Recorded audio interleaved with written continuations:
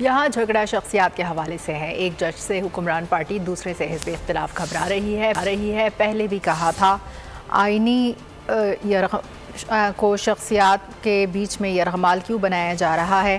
مولانا فضل الرحمان کا قومی اسمبلی میں خطاب، کہا پہلے مسودے اور آج کے مسودے میں واضح فرق ہے۔ پہلے مسودے میں ایسی چیزیں تھیں جس سے ہم جمہوریت کا قتل کر رہے تھے۔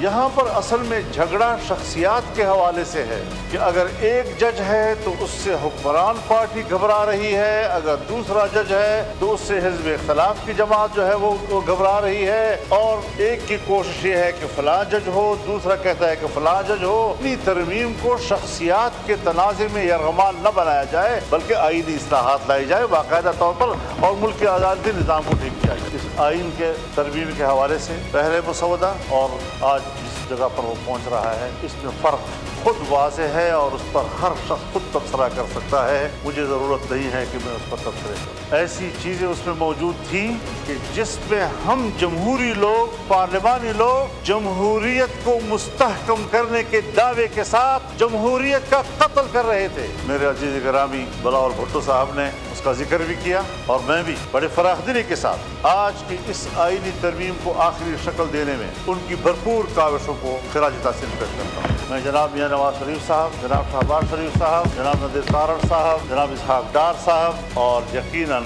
ان کاوشوں میں میرے ساتھ پاکستان تحریک انصاف کے ساتھ۔ سبسکرائب کریں اور بیل دبائیں تاکہ کوئی خبر رہ نہ جائے۔